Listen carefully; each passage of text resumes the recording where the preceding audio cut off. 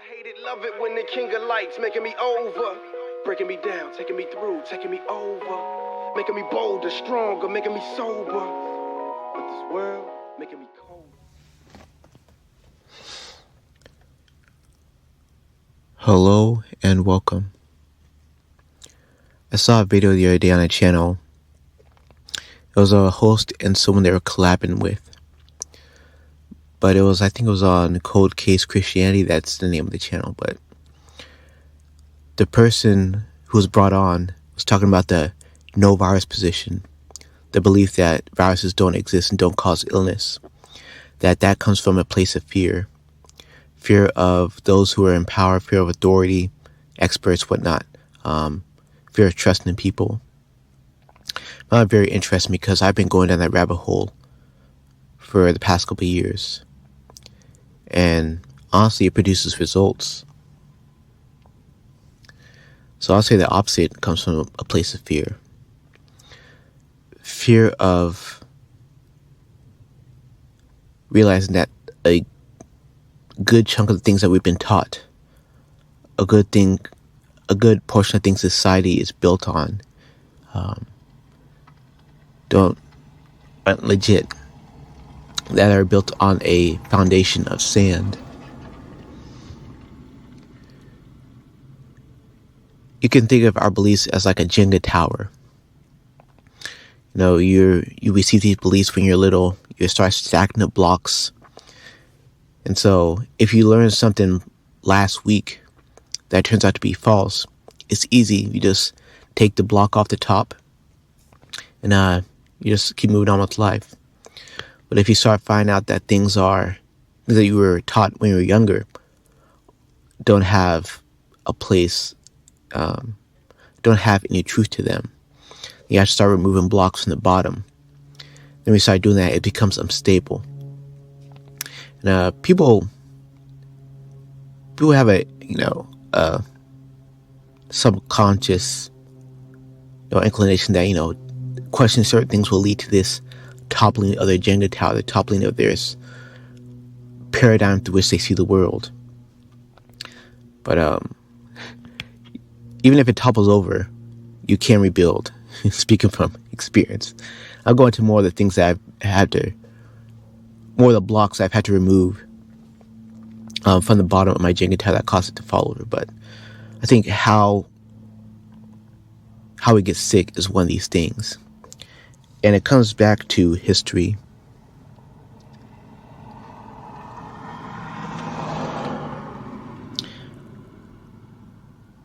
It first started with Louis Pasteur. Well, it didn't start with them, but this is like the main guys. But Louis Pasteur versus Antoine Béchamp. One was who we get germ theory from, and the other who we got terrain theory from. Or I'll say terrain paradigm because I don't think it's a theory. I think it's more legit than germ theory. But there's a book on it, Pasteur or Béchamp. And pretty much goes into how Pasteur was just this fraud who was, I don't know, somebody just got lucky. But he also had a lot of help, monetary help from the wealthiest oligarchs of his time. So, and that goes to show you just how much ideas that make it out to the mainstream aren't always the most legit. Sometimes it's just a lot of money behind it. But that's where the majority of the debate started from.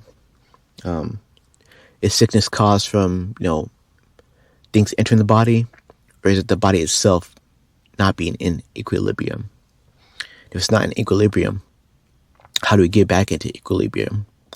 Or can the body itself just have its own intelligence and going back to that equilibrium if we let it? And so with this idea that the no virus position, this comes from a place of fear. I've experienced in my own life in the past couple of years how when you're not fearful of tiny microbes, it actually gives you freedom in a lot of things. And so if there's someone next to you coughing, you're not fearful of that. But one time I was driving someone around, they were just hacking up, and I wasn't disturbed in the least because I know that microbes pass between people don't make us sick.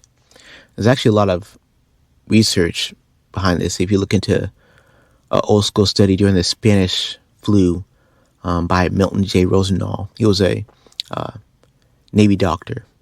Pretty much they did everything they got patients who were supposedly positive with the Spanish flu, got them to people who weren't positive, did everything to talk to them, cough on them, just have them in close proximity for long periods of time, and the healthy people get sick. The healthy people didn't get sick. So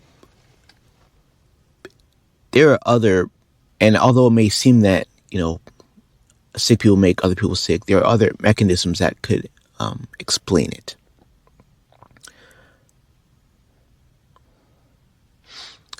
And so with this departure from this mental plantation of virology, we then get to ask what actually makes us sick. So when you go down the rabbit hole and you start picking out the certain things and you start mitigating them in your life, then you start experiencing results. And so what can be seen as, crazy, this thing that society is built on,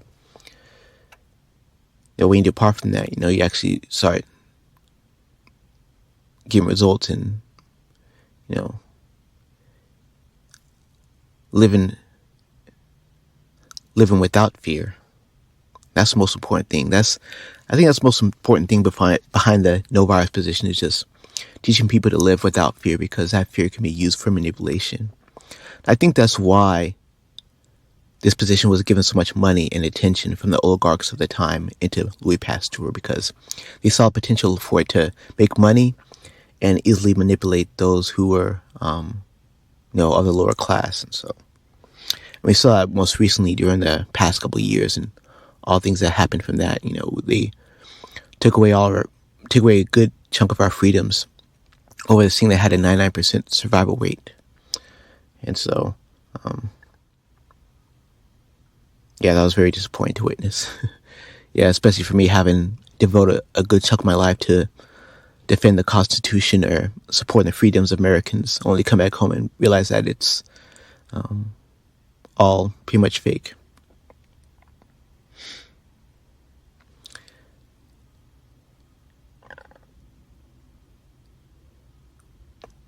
But this idea that a good chunk of the things that our society is built upon don't have a stable foundation can be unnerving to some, but there's proof if you have time to look into it. And I think a good place to look is the 1954 Enders in Peoples virus isolation study. Because we hear of isolation, we have this idea in our head of what it is. But if you look into it, that'll be very eye-opening to see, just how pseudoscience it is. This is a debate, it's between science and scientism. And scientism is just its own form of religious belief, and it's used to, corral people into various modes of action. But the Enders in Peoples measles virus isolation study is a good place to start. Then from there you can start, peeling the onion back and seeing this whole doctrine of knowledge for what it is. I think most importantly, it comes down to, is the human body extremely capable or is it weak? Does it have its own healing mechanisms, or does the smallest microbe just knock it out of balance? So that's what I think another reason this whole idea was given so much energy and money behind, because it conditions people to think that the human body is, just this fragile thing. And then when you teach people that it's this fragile thing, you can then recommend your own solutions.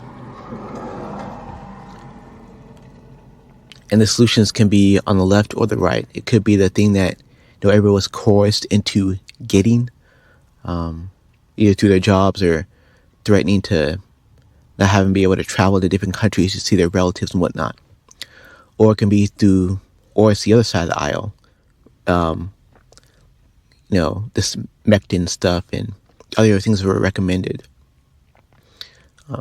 Because as long as it keeps those people on the germ theory, virology plantation, the powers that be don't really care. So they set up these, pretty much a WWE style, match, and just getting people distracted in fighting.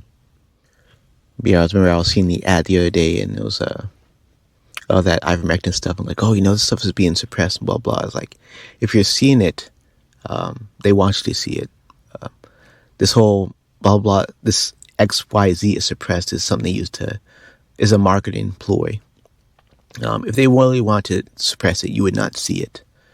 So that's one thing that kind of, when I was fooling around on Substack trying to do my own alternative health things, I started realizing just myself and seeing other people that the algorithm is powerful.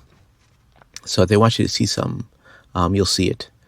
And if it's something that seems like they're opposing the narrative, they're probably just steered by the state.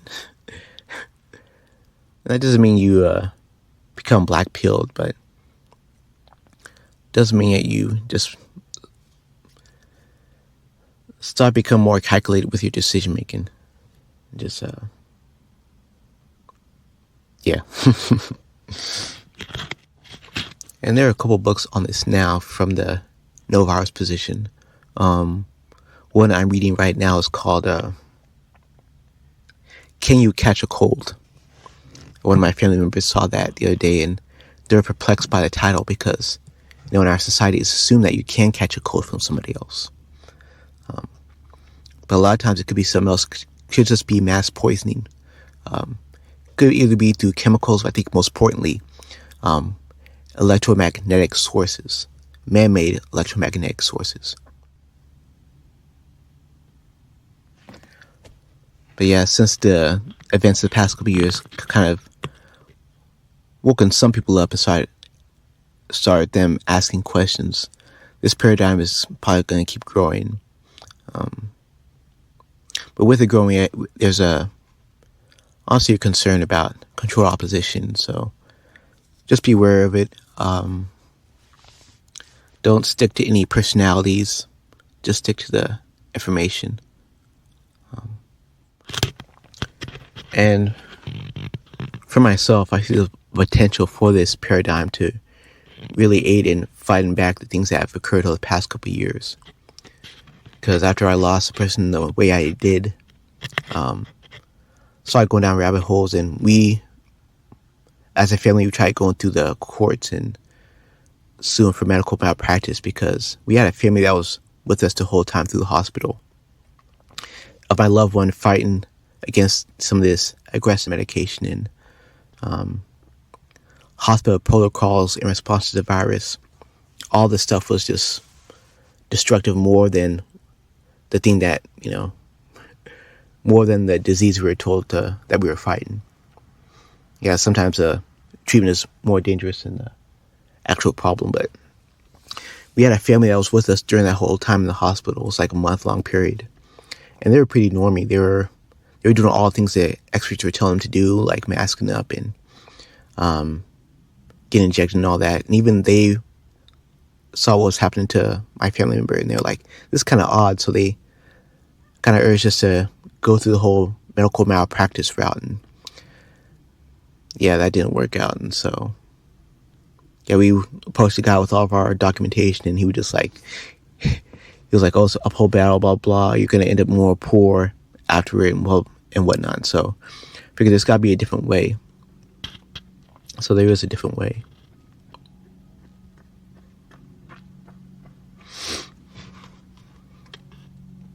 It has to be some type of asymmetrical warfare. You can't fight strength on strength. And so a lot of these health freedom fighters that are, talking about fighting medical tyranny through the courts or doing some other means is very suspect to me. Or they talk about the childhood schedule for injections, and that's going to be the hill they fight and die on, when it could be a lot more effective. You just go for the very knowledge this whole medical system is built on. It's like, would you rather fight TIE fighters or go to the exhaust port on the Death Star and take that out and blow the whole thing up? And so that's why that's the place I see for terrain paradigm, is that it gets to the root of the issue. You show the people that the Emperor doesn't have any clothes, and then from there you can start, making changes. And it's not about eliminating suffering, making a utopia, but it's about eliminating unnecessary suffering.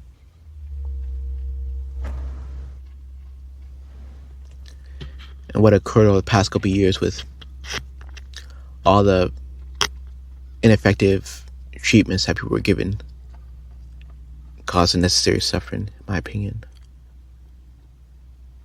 But yeah. Alright. Thanks for listening.